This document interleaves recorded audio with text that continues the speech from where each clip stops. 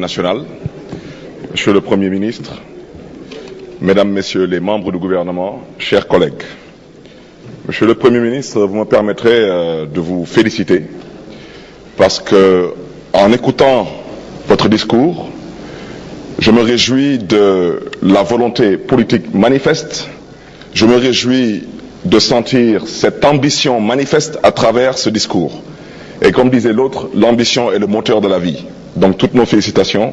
La différence entre votre DPG et la précédente, c'est que la vôtre, on peut y sentir l'ambition. Et ça, c'est important. Et je dois rappeler aussi au passage que votre particularité, c'est que vous n'êtes pas un homme issu du monde politique. Nous avons beaucoup d'espoir. Je me permettrai de vous féliciter aussi, surtout par rapport à cette innovation, allant dans le sens de la promotion des femmes.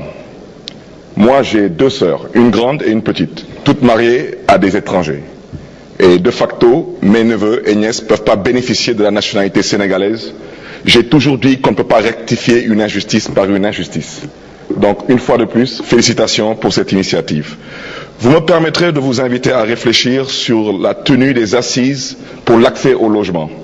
J'ai 36 ans, je suis député maire, hébergé par mes parents. Parce que malheureusement, ni la SICAP, ni les HLM n'ont aujourd'hui une politique sociale.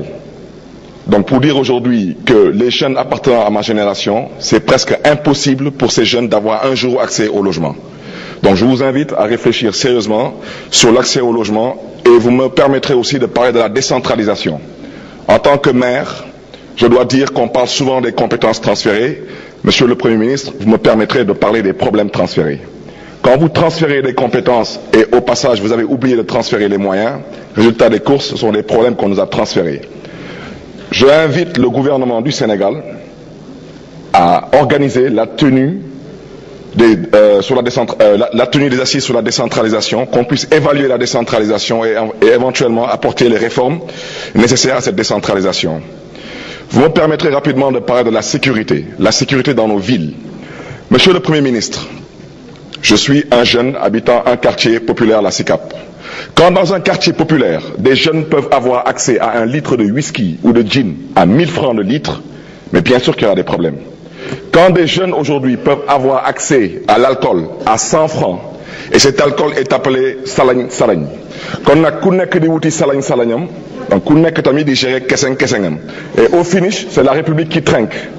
Dans un pays qui se respecte, une fois de plus, on ne peut pas acheter un litre de whisky ou de gin à 1000 francs. Pour ne pas être trop long, je crois que le reste, je vous le ferai parvenir par écrit. Je voulais me permettre aussi de parler de la cherté de la vie, mais je crois que les propositions, je vous les transmettrai par écrit. Je vous remercie de votre attention. Merci. La parole est à notre collègue